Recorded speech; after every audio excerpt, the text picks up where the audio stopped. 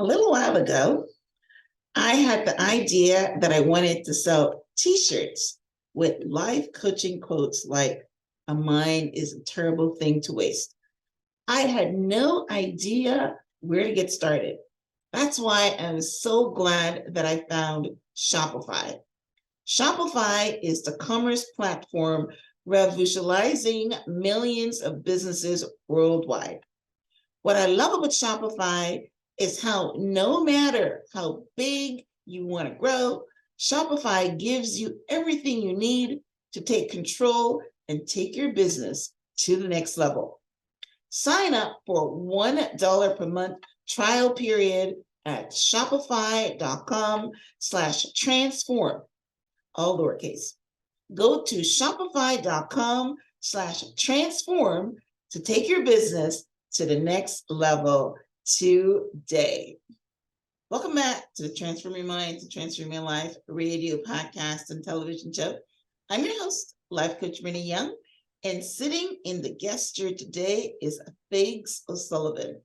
Figs is a couples therapist, and today we are going to be talking on the topic, how to make long-term relationships work. How many of you know that it is a struggle?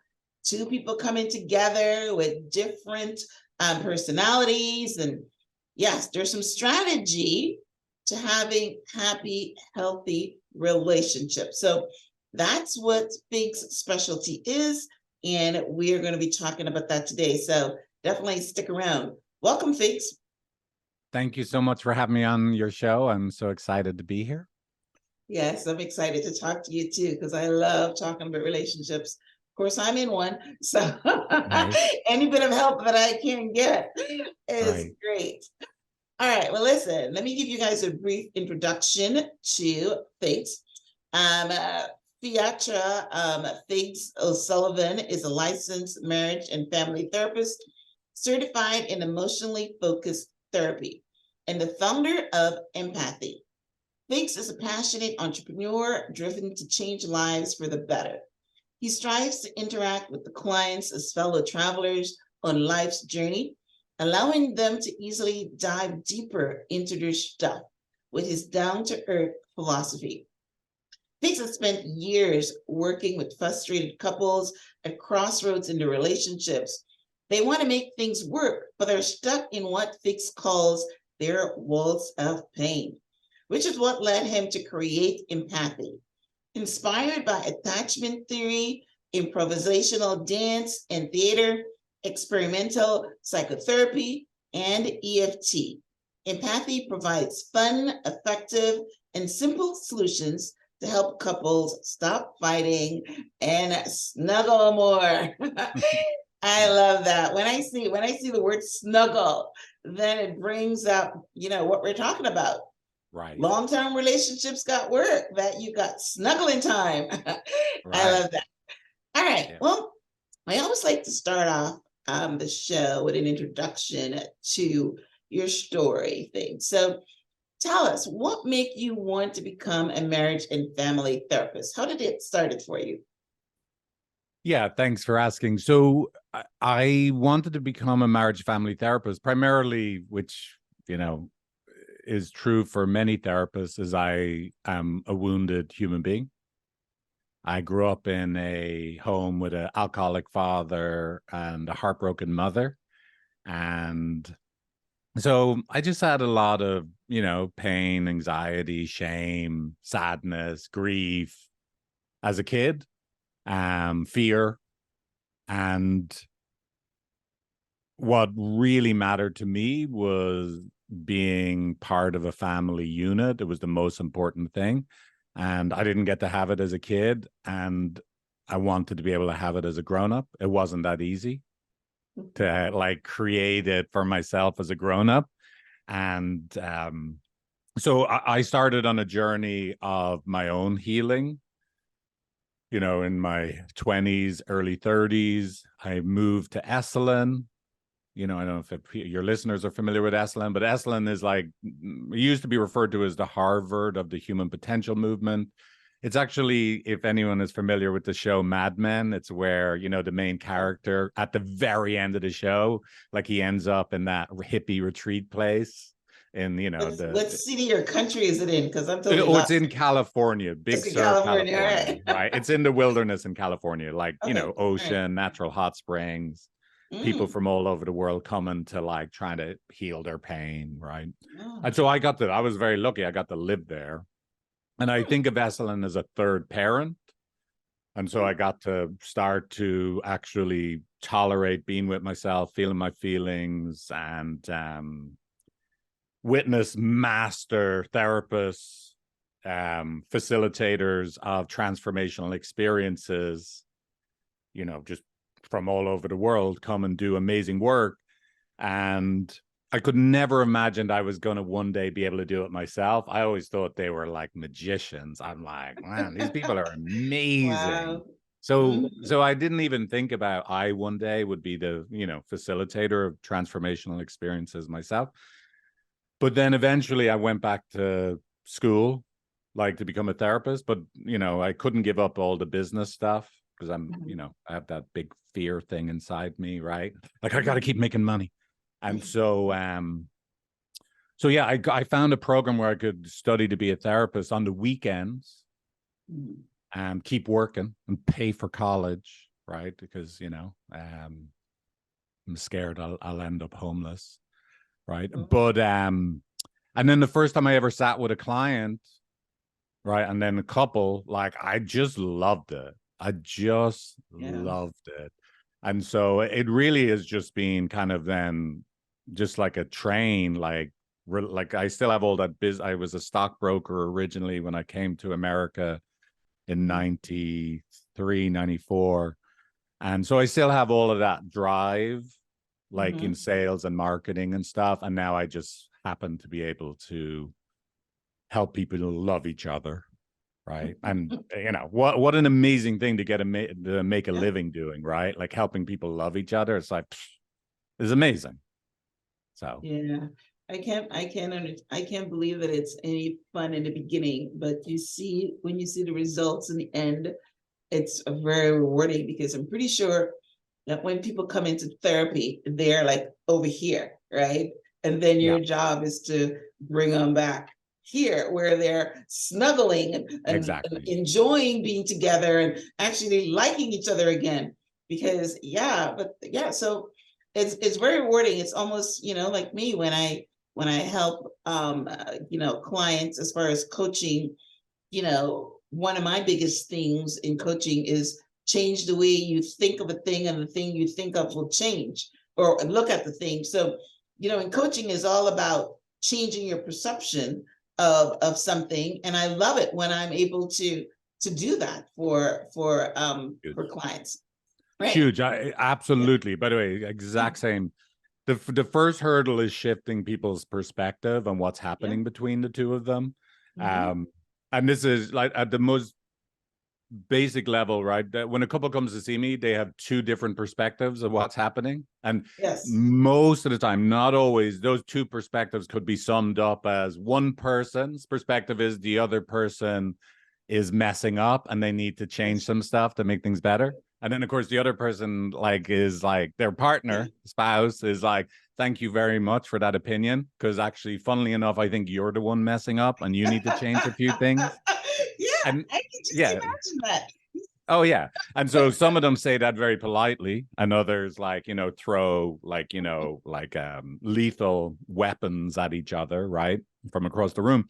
But and then my job is to actually see the perspective of the entire system of both of them together and share that perspective with them in a way that helps them see the truth of, oh, would you look at this is who we are together as a system, and that we both actually make sense. Both of us are right.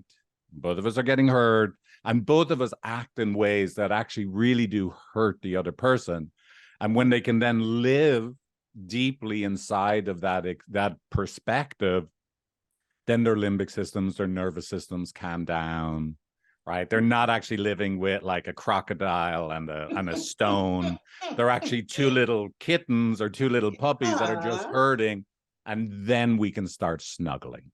Yes. I love that. I love that. Like I said, I can see it, Yeah. And a lot of times they don't even want to go to therapy because the relationship is that bad, or saying, hey, no, Exactly. we're just gonna chuck this thing. But it's a good thing to do, therapy. At least it means that you're willing to change. You're willing to see someone else's opinion. You're willing to see it from the other person's perspective, right? Now you start off by saying that your childhood was in a relationship where your dad was an alcoholic and your mom was heartbroken because of it, and then you were hurt because you're in this whatever. So did you see your what was that experience like for you? Did you see your parents fight? Because one of the things that you talk about is you help couples to not have the same fight over and over again. So how Yeah. can you bring that into your personal experience? Yeah. Well, so yeah, look, I witnessed my parents being together and fighting. I witnessed them being apart, right? And just, Still fighting. silence and just pain and sadness in the distance, and like the silence, not naming what's going on. You could think there's three ways people do the Waltz of Pain. The Waltz of Pain is when two people that love each other are disconnected from each other, and they both see each other as the withholder of love. But there's basically three patterns. One is one person's feeling abandoned, not prioritized, and they blame and criticize. Even they may not think they're blaming and criticizing. They may think they're just giving amazing advice to their partner that'll really help them. But that's not how it lands. And of course, it makes their partner or spouse feel really bad about themselves, feel like they're unacceptable, they're never good enough, and so they pull away or withdraw. Right. Or they defend themselves, right? And that's technically called, in emotionally focused couples therapy, that is called a protest polka. One person is protesting, why aren't you here for me? And the other person's pulling away. The other way people do it is both of them are saying, why aren't you here for me? They're both criticizing each other, right? Fireworks. I need a helmet and a shield when I'm sitting with them. Right. Wow. They're going at it, right? And then of course the third way, which a lot of people think at first this is actually healthy or good, is they're both hurting, feeling unloved, but they just don't talk about it. Right. But in the long run, it ends up in the same painful place that they've lost each other and they're in agony inside, right? But they just avoid ever, and inside, no matter which one of those three things, and you might do all three in a day, or you may have one preferred one that you do in your own relationship, right? But left unattended to that kind of system that is happening in a relationship and it doesn't get resolved, right? It creates a connection vacuum that bad things can happen. Right. And so we just want to minimize the amount of time there's a connection vacuum, so that we limit the chances of affairs or turning to work for your needs to be met, or Right. so that you actually end up being able to turn to each other and be there for each other. All right, I got tons to circle back on that one. So yes, I can identify with all three of what basically you're saying, but not necessarily the middle one. But women are, and I've been in relationships where, yeah, you're saying, hey, I feel unloved. You're not showing me love. You're not. I don't feel love. I don't feel special. You're always working. You're always doing that or whatever. And then when you say it, the person goes into defense. But then you're saying the third one is that you don't say it. So in your experience, which one of those patterns leads to success down the road? None of them. Go ahead. Right, that's the point. So here's the thing. So each one of those patterns, from the subjective experience, it makes sense. From your individual experience inside a relationship, When I'm hurting, it makes sense to protest, you're not loving me. Or let's say that's one. When I'm hurting, it makes sense to say nothing or defend myself. It makes sense from your individual perspective. When I'm hurting, I say nothing. They all make rational sense to do for an individual member of a relationship. But in the long run, even though it makes logical sense, it's going to make things worse for you. Definitely. Definitely. Right? Okay. Do you think you have a can of water in your hand and you're about to throw this can of water on the fire of the disconnection between the two of you, but the can was mislabeled? There is gasoline inside the can. Because just think about it, like you're like, Wow. despite what you think, your spouse or partner loves you. They love you. You are the most important person in the world to them, right? Now, when you're hurting and feeling unloved and you tell them you're not loving me, here's what they hear, right? Even if you don't think that, you think they look like they don't care, they just like change the channel. They change the channel. They look like they don't care because that's how they survive feeling, I am devastated inside to be not enough again. Again. The person I most want to be enough for is telling me once again, I am a disappointment. I'm not good enough. I'm a failure. And it hurts so much, they have to avoid feeling it or defend themselves, whatever they do, right? Like, change the channel. Right. That's how they survive. But then, of course, you hear their defense or their channel changing or they're like, shutting down completely. Right. As evidence, see, I was right. That's right. They Wow. don't love me. And so now you're going to your own subjective experience. You're going to go, I'm going to reach for a second can of water and tell them even more how unloving they are, which will devastate them even more. And so they'll reach for their second can of water. I'll defend myself even more. It'll devastate you. And now you're both throwing cans of gasoline at each other, and you both feel totally justified in doing it. Now, here's the way out. Here's the way out. Tell me. Can you see the whole scene I just described? Imagine you're in the audience and you're watching that couple, like that dynamic, like playing out between them. Who is your heart breaking for? The person that says, I'm not loved. No, both of them. Both of them. Like, this is the thing. This is the hardest thing. Both of them, right? It's tragic and heartbreaking for the one that feels unloved, but how tragic and heartbreaking is it for the one that I'll never be good enough for, the one that I most want to be good enough for? So this is the thing. My main job first is not to change either person's behavior, right? It's actually to help them sit in the audience with me and see the heartbreak for these two people. These two people, they both love each other, and everything they do to try and make things better makes it worse. Oh, Jesus. The poor, poor little devils. That's the most important thing. Not breaking heart, like your heart breaking for one of them, but for both of them. Then we can start making things better. I'm feeling it. Yeah, I've been there. This is good stuff. We're starting off strong. Yeah, because women especially always want to say how they feel, right? And they have no problem telling the man that, they are not feeling love. Men will probably be the one that feels it and don't say anything about it. But then you're right. He goes and he works, or he maybe has an affair or something. So, wow. So you're getting them to sit in the audience and see that your husband loves you or your partner loves you, else you wouldn't be together in the first place. And wow, that is good. That is good. Yeah. So the reason you fight is because you love each other so much. And I know that sounds so simple and so trite. You just have different, there's two sides of wounding in love, primarily, right?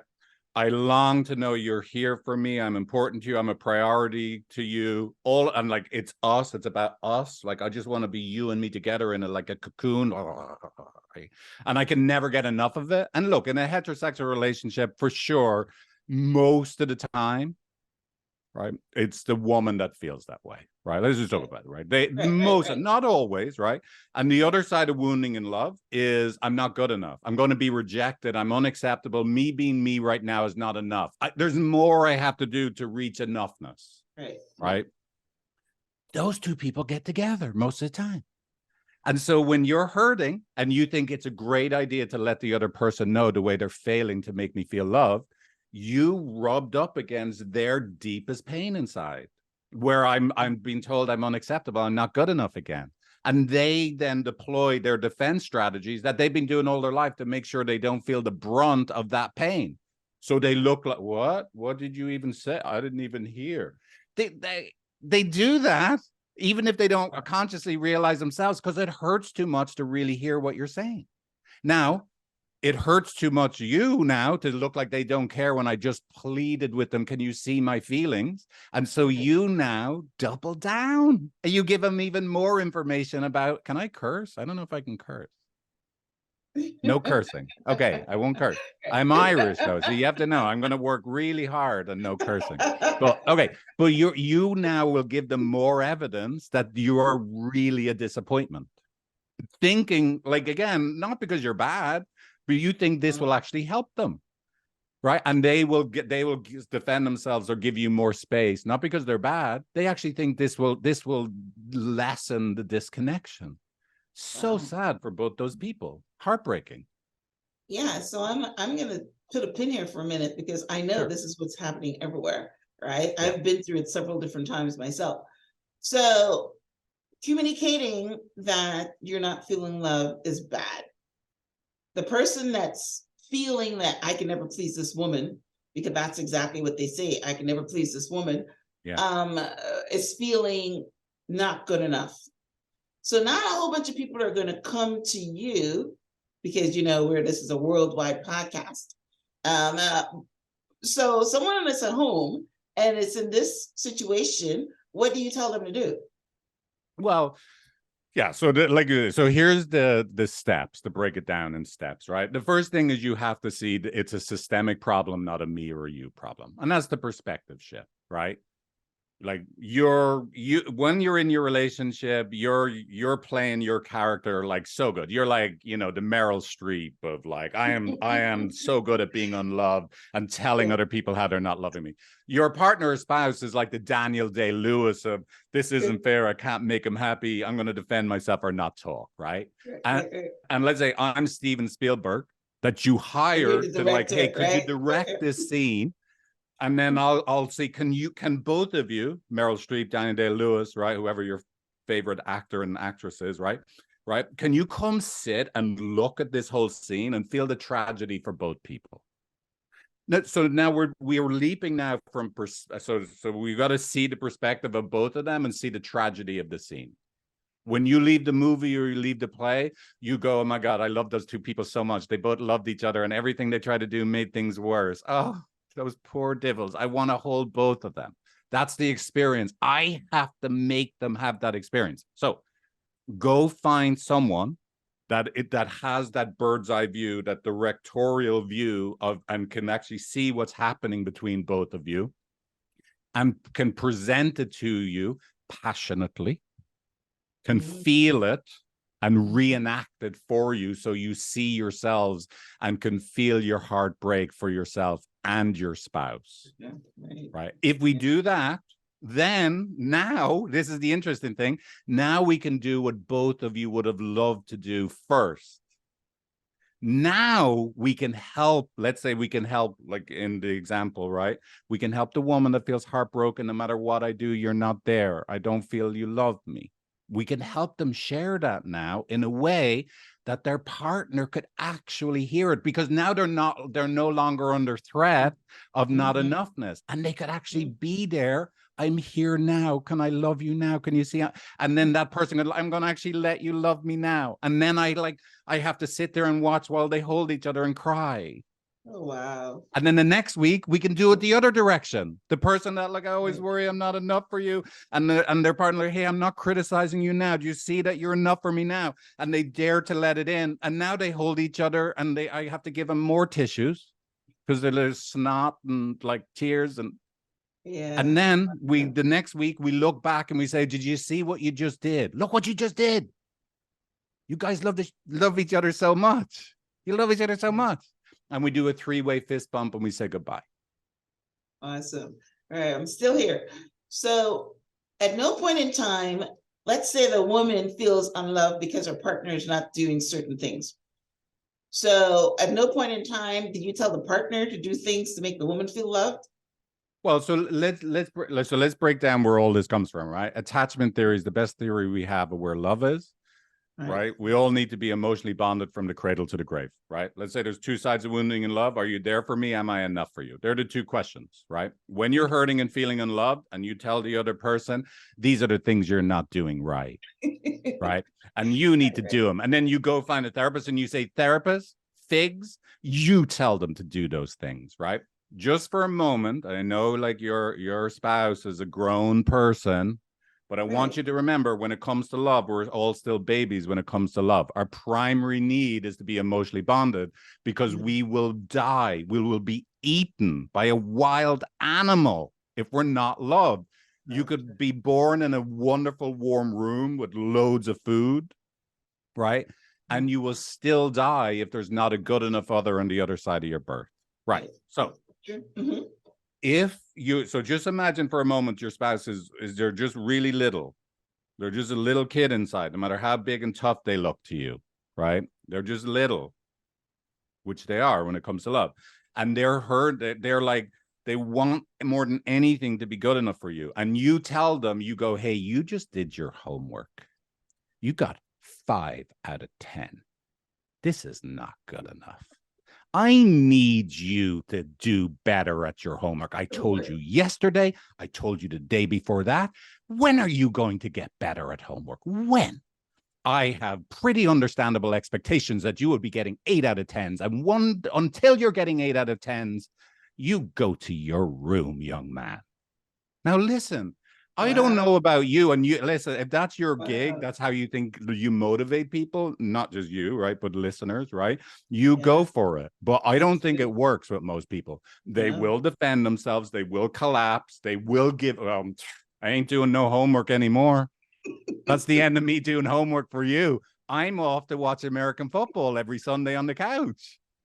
What's the point in trying to do homework for that one? No way. So no, I don't ask them to meet the needs of their partner.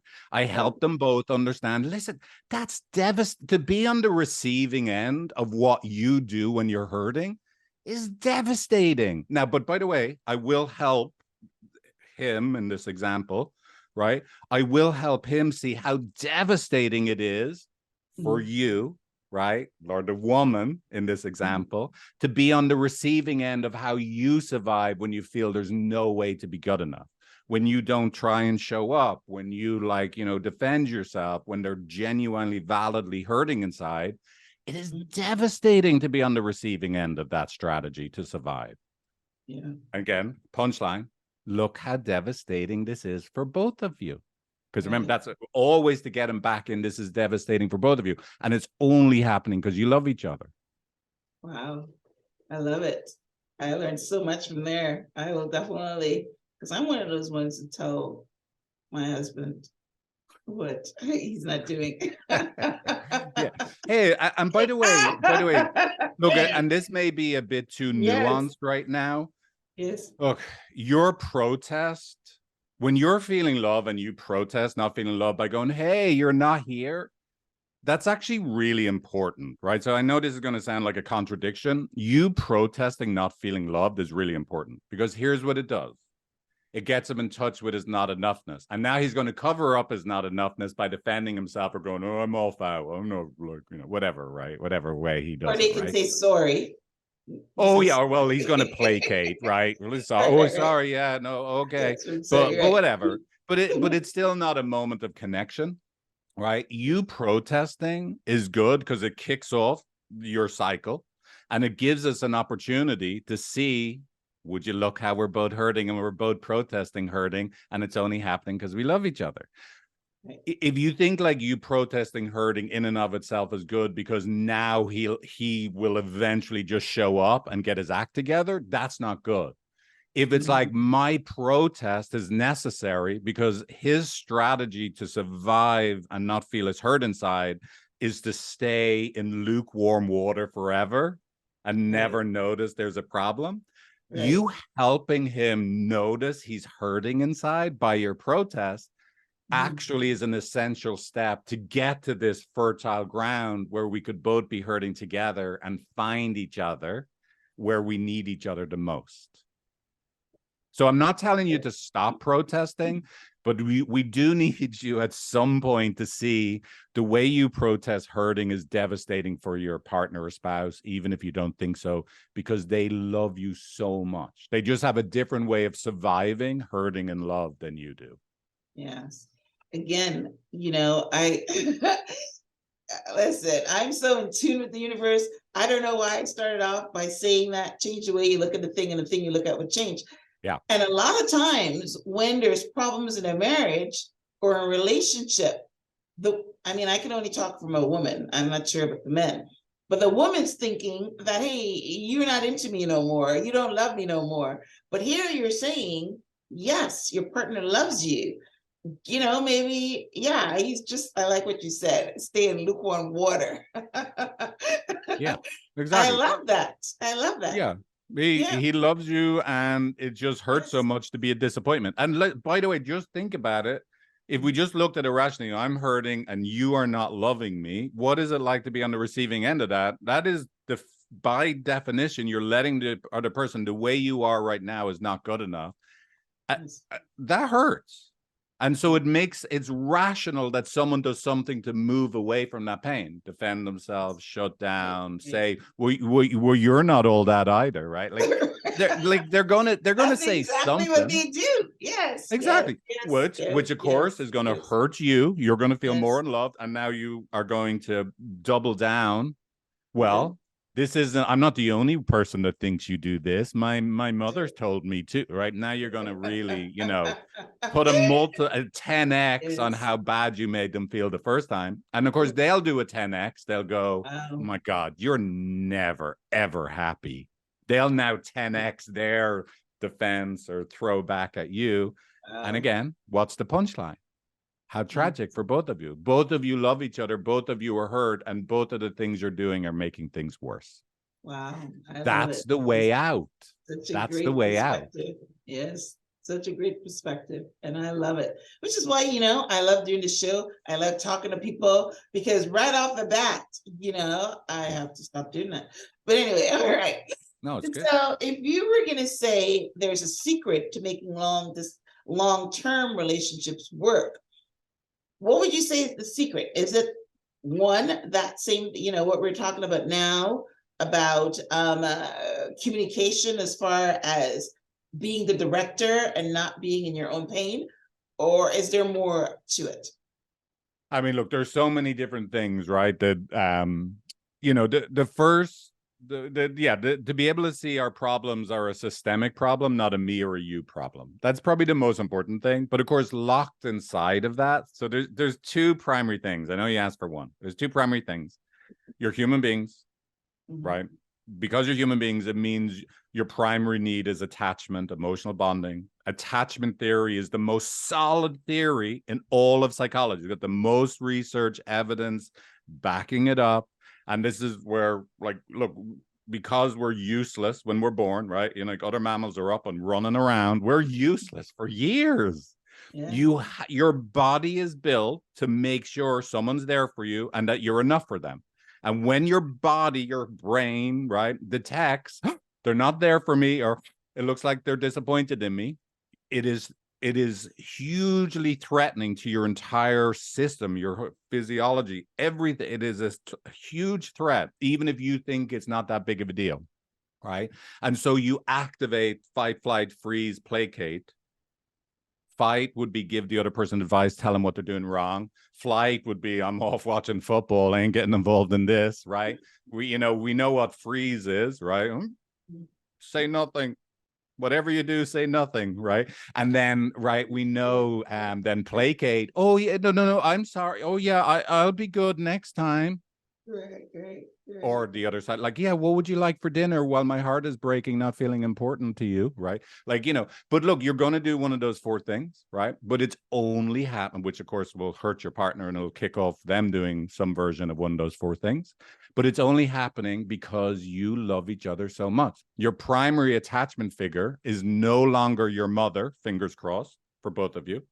You've right. become each other's primary attachment figures. And when it looks like you're not there for each other, you're both experiencing a tremendous level of threat and hurt, both of you. So it's both of you, and it's both of you because you love each other so much. There's nothing wrong with either of you. Your relationship is good enough. What if this simple change in perspective and then living inside of it as a living, breathing experience, right? What if this literally only this would change your relationship completely, where you'd be able to snuggle each other forever? Okay. So that's the main secret to Yeah. making long-term relationships work. You're changing your perspective, and all right, and so that's the main one. Is Well, there so look, some it's secondary changing ones? your perspective. Changing your perspective is one thing. And then the Right. second part is experiencing it. It's not enough to just change your perspective. You got to experience it. Just like, look, if I had, let's say, imagine I'm holding up my hand right now for the listeners. And let's say I have a mango in my hand. And I tell you, this is a mango. You're like, yeah, I know mangoes. I go through my file, like, I've seen mangoes before. I've tasted a mango before. Yeah, I know it's a mango. It's not like, great. My perspective is you've got a mango in your hand. That's not enough. Here, and so this is the craft of my work.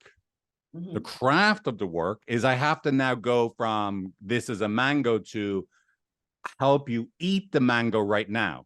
I now am holding this kind of slick, smooth, there's a little sap on it. I bite into it. I bit through the skin. I've got this sweet, tart, sticky stuff. I've got stuff in my teeth, right?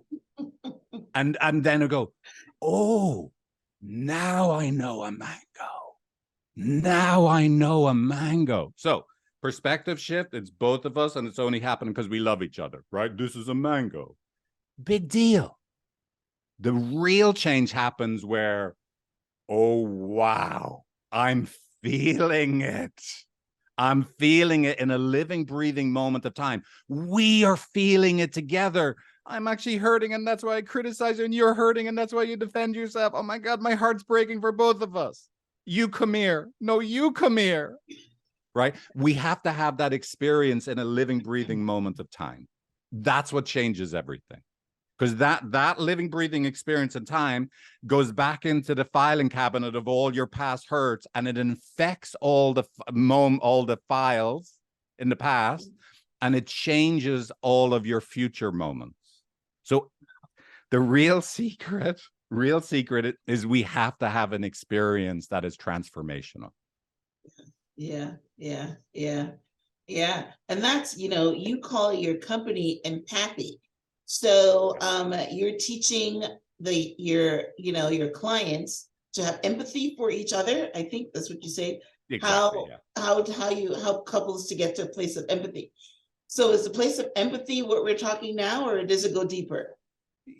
Yeah. So empathy is like the pivotal, like, let's say empathy, let's call it on the journey, the hardest place to get to is where empathy is possible, right? There's this threshold of revelation, right? And the threshold of revelation is, let's say we go from the two separate stories, you're the troublemaker in the relationship, oh yeah, no, you are, to, hey, it's both of us, and when it's only happening because we love each other, and then it changes our physiology, it helps our nervous system and limbic system relax, and then we see, wow, we're both hurting. That is, now we're having not only one-way empathy, I'm empathizing with you, or you're empathizing with me. Well, we have what I call these days empathy squared. We're both feeling empathy for ourselves and each other at the same moment.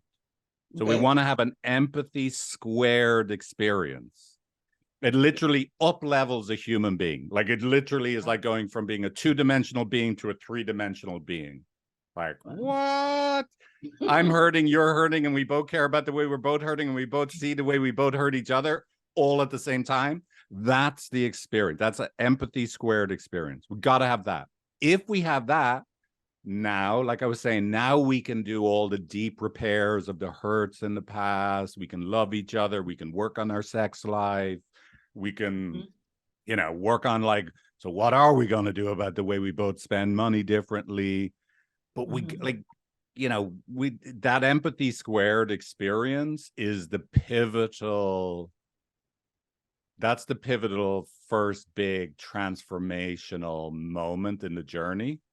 And I always say it sucks that if couples are to fail, we fail to get to that empathy squared moment because one or both people are like, yeah, whatever. Like, they're still not there for me. Right. They just can't get out of their own way. Right. Not because they're bad, because they got hurt so much in the past that it's too scary to become unguarded, undefended for a moment and have that present moment transformational experience. That's awesome. All right. Now, why do you think, or what do you think makes couple therapy effective? And what are some of the tools that you use? I mean, I know we spent a lot of time talking on you being the director and allowing people to get to the empathy square. But what are some of the other tools that you have that makes therapy effective or couples therapy effective? Yeah, that's a great question. I mean, look, I always say, to be a couples therapist, you can't be a coward. No cowards allowed, right? Because again, you're going to run into a burning building and you're going to go, I'm here to save you. And the two people are like, we ain't leaving. We're going to stay here, right? And in fact, F you for Great coming. Analogy. Yeah, oh yeah, you want to get in the middle of this? We'll fight you too, right? So you got to so you got to have a lot of range, right? You got to be able to have access to your soft parts, loving parts, literally be like a maternal figure, which I know is weird, like a 6'3", 230-pound Irishman, right? Former rugby player, whatever, right? But you got to be able to be very loving and a safe person for people, but you also got to be willing to be a bouncer, in between two people and not get scared when they get mad at you, right? Mm-hmm. And humor is huge. I don't know if you know, I can't help it if I've got almost like some kind of problem that I keep trying to be funny all the time, right? So humor is really helpful. You made me laugh several times, so that's well, great. Good. Thank you. Right. But yeah, so it's often easier to help people see themselves through exaggeration or humor than to see themselves in a perfect mirror. Mm-hmm. So I use exaggeration a lot. Right. Because and help people laugh at themselves and laugh at what they're doing with each other is huge. Right. Mm-hmm. And then look, I can't emphasize enough that ultimately what makes things better is we have living, breathing experiences. Yes. So I always say I have more in common with a filmmaker, with an amazing novelist, where you are completely consumed with being the character and something happens, they fall and you go, ow, right? Just, and it's hard to explain what that craft is, right? What is it that helps us, say, time travel to go from talking about something to talking as that something right now. Right. So that is an amalgamation of so many different, like I said, experiential dance, improvisational dance, how to be fully immersed in a moment where you're co-creating with another human being. Yeah, but anyways, everything depends on having present moment experiences that change, you in some way. Yeah. That's beautiful. I love that. I can see that you're very effective, very effective. And just as you were talking a minute ago, talking about being the maternal figure or caring or whatever, I just zoomed back to your childhood experience. And you started out by saying that you went to whatever that place is called in California to heal. And you ended up doing what they do. But I think that, you know, I believe that we choose our parents. And what you're supposed to be doing, I think you have to come through that experience in order Yeah. to be as good as you are now. Because, yeah, listen, therapy and coaching and things like that help people.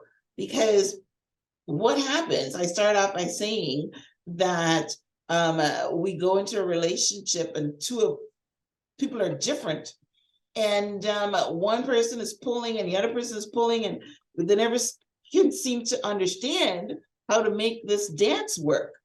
And a lot of times they just say, hey, you know what, the divorce court is there, we're just going to take that option. And then some of them might say, hey, you know what, I really love this person, or I want to stay for my kids, or I want to stay for whatever. And they would go to a therapist, and then they would understand that this is how we do the dance, and it's Exactly. beautiful. And on the other side of that is like you said, we all are this little child that wants to be loved, and on the other side of that, it's this great experience where you're not sitting in your little corner pouting that nobody loves you, or the Mhm. man is sitting in the corner pouting that I am not enough. I can't, my wife doesn't feel my love, or I can't please this woman. The minute I do this one thing, she asks for something else. But what you're saying is that, yeah, it's never going to work if he feels that he's got to do this homework and all that. I love that. You talk about Yeah. being funny. Yeah. I love that when you said, I got to do this homework and I refuse to do that homework. Right. Yeah. Who's going to do their homework when there's so little chance of like getting anything other than, like more criticism or feedback, Yes, right? I love So, that. I love that. yeah. So yeah, so tell us about your coaching programs. How can the listeners connect with you? Because yeah, this is good stuff. Oh, thank Tell you. us about your Thank you. company, Empathy, and what you do Yeah. there, and things like that. Great, great. Yeah. So, look, all we do is try and help people love themselves and each other, right? That's, any different way we can do it. We do counseling, coaching all over the world. And we have courses, we have a podcast, we write articles. Because your listeners are obviously into podcasts, you might want to check out our Come Here to Me podcast. And in that podcast, my wife and I actually share our own journey as people, couples therapists that are being a couple and talking about their own emotional journey together as a couple. So we walk, as we say, relationship experts walk the talk. And yeah, so I just love sharing about the wisdom. And then the website is just empathy with an I on the end, not a Y on the end.com. I couldn't afford, the guy wouldn't sell me empathy with a Y on the end.com. So I had to kind of like, just somehow Yeah, put empathy, the word together. right. Right. Yeah, But that's it. that's creative. So it's Thank you. empathy.com, and on there they will get information on your coaching and Yeah. on all the things that you offer. And what's your social media handle? Same thing? Empathy now. Everything is empathy again. Empathy with an I on the end, not a Y on the end. NOW. So all the different platforms, it's empathy with an I on the end. Okay. NOW. That's Brilliant. amazing. Yes. Go ahead. What were you saying? No, that's it. Thank you so much. Like, thank you. I love talking to you. One of the things about working for yourself, I never get to do job interviews. So I really love that. I probably am overly excited as a guest because I'm like, and as I get to talk and I get like someone ask me questions. So I hope I wasn't too much. No, I mean, we started off with the most important lesson that I took. Exactly. I mean, True. it actually resonated with me, where I felt it in my body about telling someone that you're not loving me enough, because I am guilty. I put my hand up here. I am definitely guilty of that. So this was a great conversation, and that's why I stayed there for a little bit, Yeah. because I know that's what's going on in long-term, short-term relationships everywhere, because people are being themselves, and yeah, so it's great to create awareness, because that's what we're doing here with the podcast, and that's what we're doing here with this conversation. Now, if someone needs additional help, then they would seek you out and get help. But yeah, awareness is the first step to change, right? Exactly. Right? Exactly. No, couldn't have said it better. Yes. Well, thank you again for having me on. A real honor to be here. Well, you're very welcome, Figs. I love what I do. And when I pick guests on the show, is because it's things that I want to talk about, and I think that my listeners want to hear. So that's basically why I love my conversations with my guests, because I walk away learning something from every guest that I have here, and I learned a bundle from you today. So definitely, I will definitely connect with you on social media, and go check out some of your courses. Now, you guys know that, yeah, Figs gave some really, really good information on this show. So I will have a transcript of my conversation with Figs on the show page, which is blog.myhelps.us. If you missed something, I would suggest that you go there and check it out. I think he was talking about the 4 stages from what I remember. Hey, I'm not saying nothing, I say something, I freeze, or fight, or whatever those 4 ones was. I think that's one of the top things that I took away from this, how people respond. And each one of those responses gets another response. Like they said, every action have an equal and opposite reaction, and that's basically what's going on. So yes, Figs, I enjoy talking to you more than you enjoy talking to me, and I'm gonna go and put what you told me into action. I'm not just gonna hear it. It's not gonna come in one ear and leave the other ear. Nice. Wow, very good. Thank you so much again. I'm gonna put it to work. Yes, awesome. Thank you. Yes. All right, guys. Well, listen. Thanks for tuning in to this week's episode of Transform Your Mind so that you can transform your life. My guest today was Figs O'Sullivan. Definitely go and check him out. Like he said, therapy is basically the tools is basically understanding the entire picture and not being in your own hurt, in your own pain, understanding the dynamic of a relationship, because a relationship is more than one person. So thank you, Figs, for being on the show. Thank you guys for tuning in. If you're listening to this on iTunes, we'd love for you to rate and review.